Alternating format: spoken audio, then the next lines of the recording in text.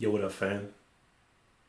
Look, I had no intention of hollering at y'all today, but a couple of headlines caught my attention. So here I am.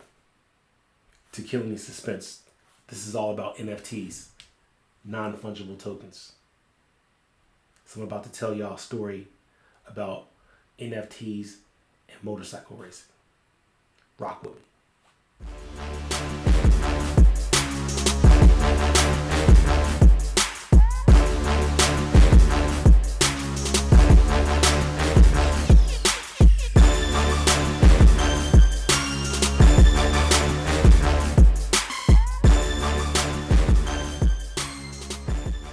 So the web has been lit up with headlines about NFTs as of late. And it all started out with that NBA Top Shot joint. And it's a game, but it's also not a game, where you can buy these short video clips of great moments in the NBA. And it was getting a lot of hype, it's still getting a lot of hype.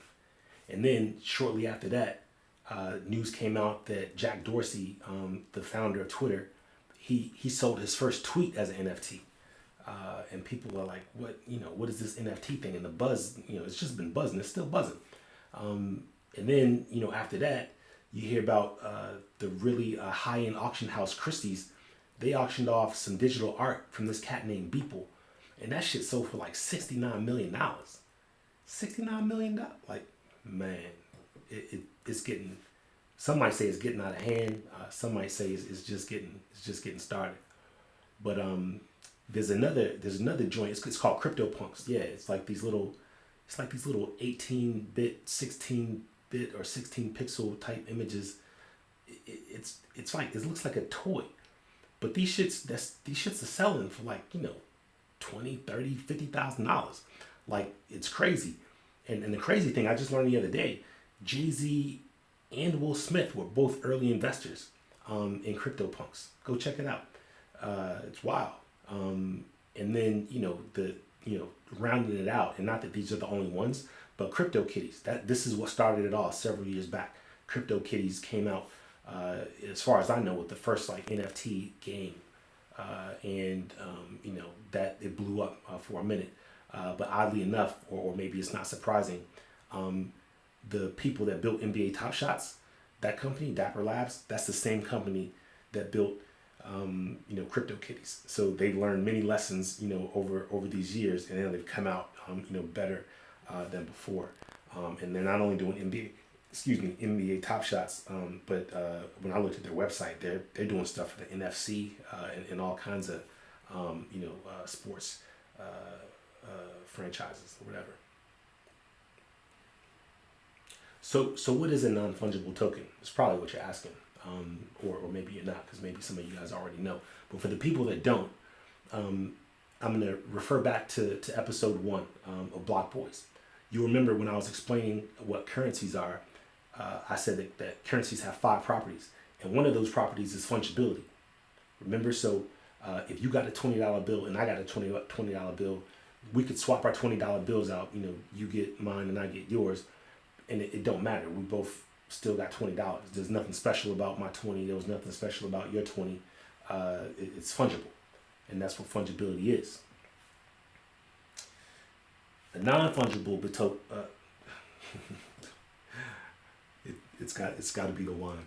A non-fungible token, is unique. It's not swappable. You can't swap it out. I mean, you could, but you might lose money if your non-fungible token is more valuable than the one you swapped it for, right? So think about, like, Jay-Z be rapping about, like a bespoke watch. This particular watch be a one of one. Like, that's non-fungible. It's unique, right?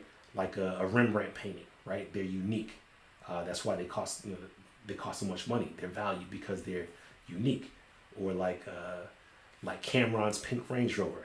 You know what I'm saying? That joint was unique. It was the only one, right? So these things are what is non-fungible. And the interesting thing about NFTs, though, is that, you can buy them, right, from whoever's selling them, right? So let's call it the store, right? You buy them from the store, you buy from who's ever selling them.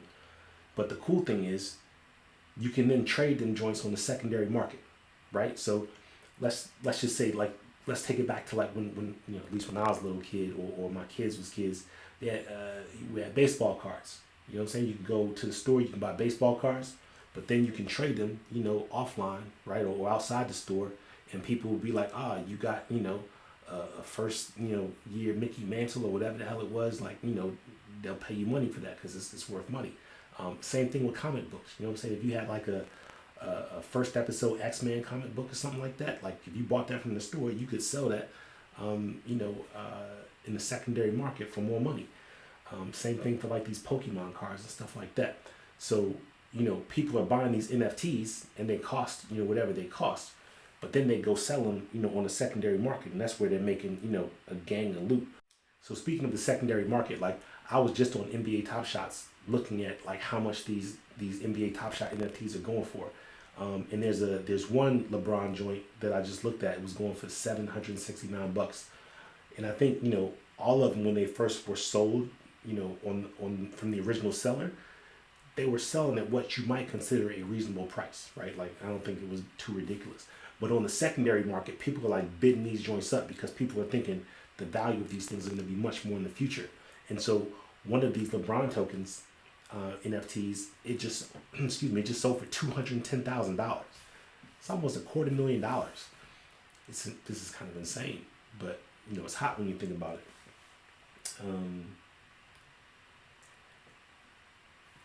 When I saw the hype around all this, I told myself like I'm not gonna get involved in this NFT stuff. Like these people are tripping, right? Like they're wasting money.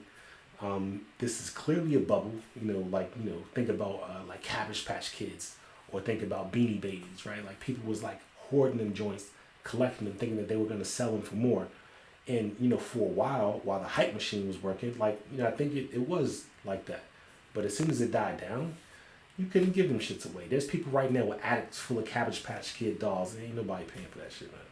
You know what I'm saying? So, I ain't gonna knock it. If that's your hustle, get it how you can get it. But I'm a hustler. I don't get hustled. It reminds me of some of my favorite Killer Cam lyrics, where he's like, "I don't do the drugs, baby, I move the drugs," right? Right off the computer love, it sounds like computer love. Like I rock with Cam. I really rock with Cam. But anyway, that's this NFT shit is crazy. Oh, yeah. Moving right along, like I ain't never been no like getting starstruck type of dude. Like that's not how I roll. Like I'm a man. I stand on my feet just like the next man. I have to drink my grape juice. But yeah. Nah, I don't be getting starstruck or nothing like that. And I ain't no fanboy type like that fanboy shit. I don't get down like that. I'm not built like that. I ain't never owned no jersey. You know what I'm saying? No football, no basketball jersey, unless it was what I wore when I played in the game. You know what I'm saying? But I ain't never own no other dude's jersey. I ain't never owned no Jordans or nobody sneaker, nothing like that. Cause I don't roll like that. I did. Let me take that back. I did back in the day, way back in the day, when I was like, this is like in the 80s or something like that. I think I owned some Lynn Bias Reeboks, but everybody knows, Lenny died before he was able to get his name on the sneaker, so that don't count. That's different. But I'm saying all that to say that I'm really not built to be like a fanatic or a fan of anything. But I will admit to this today, to you, I am a MotoGP fan. I've been a MotoGP fan for years, and it's mostly due for my love of motorcycles. I love motorcycles, and I love MotoGP. But I'm a MotoGP fan for life, yo. I started watching back in the 80s. Eddie Lawson, he was my guy. He raced for Yamaha. My first bike was a Yamaha.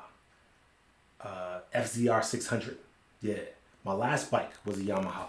It's a YZF R1 leader bike joint. My little man's, he wanted a bike when he was 6 years old. I bought him a bike when he was 6 years old. He wanted a blue joint just like Dad's, Yamaha. Cop that.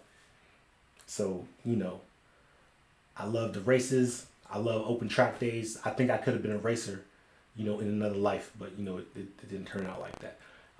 But then I don't mean like these straight line, 50-yard dash joints and biker boy shit. Nah, I mean, like straight twisties, knee drag, and the whole 9 yards. Like, that's how I like to get down. Anyway, I've been a Valentino Rossi fan for like 20 years. In my opinion, he's the GOAT, hands down. Everybody's talking about Marc Marquez right now, but Rossi is the GOAT. I'm so much a fan. I went all the way to France to watch this dude race at the Le Mans Raceway, and I'm pretty sure he podiumed at that joint.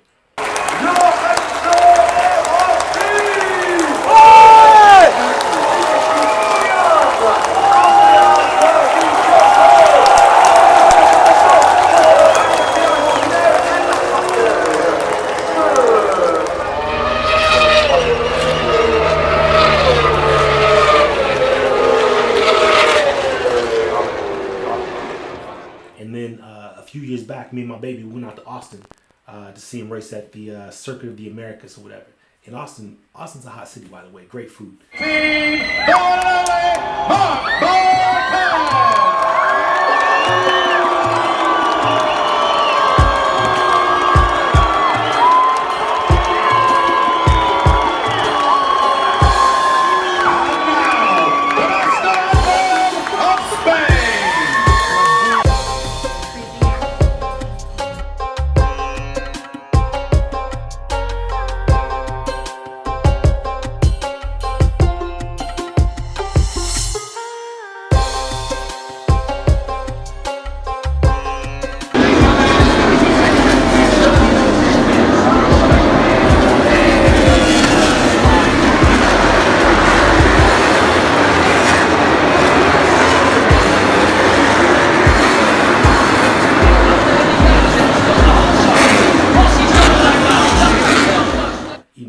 Typically, you know what I'm saying? Like, I only wear this, like, if he wins, or if it looks like he might win, you know what I mean?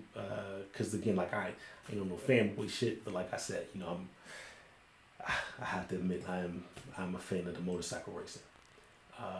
But that's what's up. So, like, they couldn't get me with the NBA, they couldn't get me with the MMA, and I watch NBA basketball, and I watch MMA and some of these other things, but none of that would have got me. But they got me. They got me. They got me with this motorcycle racing shit, yo. Like, straight up. Like, they straight up got me. And they got this. It's a game, so it's a collector's joint. So if you just want to collect, you can collect.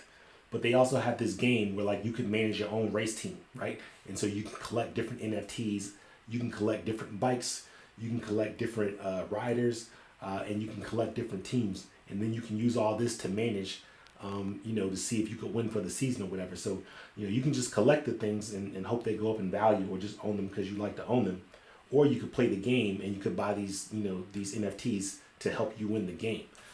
Either way, it's a pretty interesting, concept, and the gamification, that's on point. But for real, I think I've changed my mind about this, right? Because I was like, it might be for suckers. They're blowing it up. They're spending all this money. But it seems like they got something for everybody. And they showed up, got my number with this MotoGP shit. And, you might not think, it's going to impact you ever. But they probably got your number too. If it's not out right now, this is probably something that's going to come out at some point here that's going to interest you. Anyway, we'll see. But, I just wanted to come on here and tell you all about it. I felt some type of way when I saw them headlines that MotoGP was issuing NFTs. So I'm waiting. I think March 26th is when they start unloading them joints. So I'm gonna be hitting the refresh button to see if I can't get the Valentino Rossi joint, because they're letting them go for $9.99, like $9.99. Like, so when you get the initial joints, it's not that expensive. But my expectation is that them shits are gonna get bid up, on the secondary market. Anyway, I'm just rapping about this shit.